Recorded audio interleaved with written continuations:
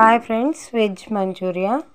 నేను 3 వెజిటేబుల్స్ తీసుకున్నా: cabbage, carrot and beetroot. So సన్నగా కట్ చేసుకొని అందులో అల్లం వెల్లిపాయ పేస్ట్ కొంచెం వేసిన, ఇంకొంచెం జీలకర్ర, పసుపు, రుచికి సరిపడా సాల్ట్ వేసుకున్నా, ఒక హాఫ్ స్పూన్ కారం వేసుకున్నా,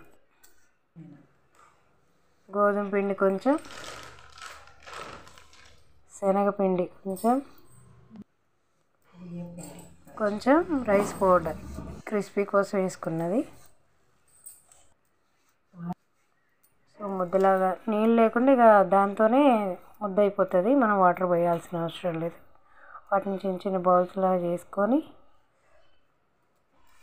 కొంచెం ఆయిల్ వేసుకొని డీప్ ఫ్రై చేసుకోవాలి.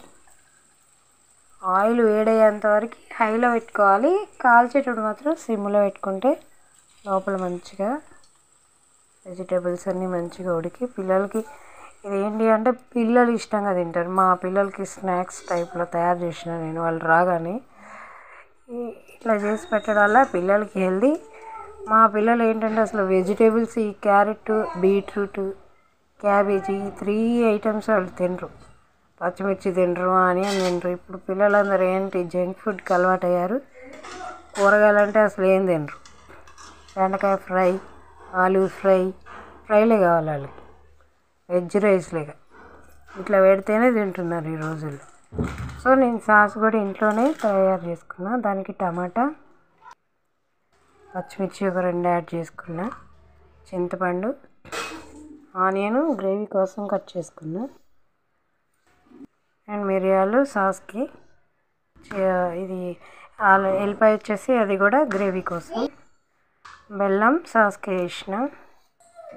సో సాస్ ఇంట్లో నేను రెడీమేడ్ తయారు చేసుకున్నా. నేను ఇందులో ఏమీ కలపలేదు. సాల్ట్ ఒకటి కొంచెం వేసిన అందులో.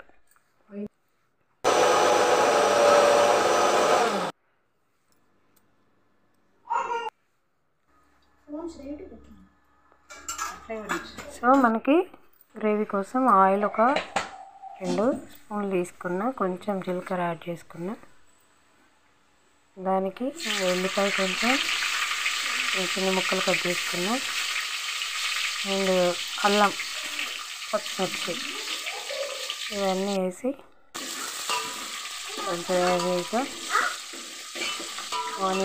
ఆనియన్ యాడ్ చేసి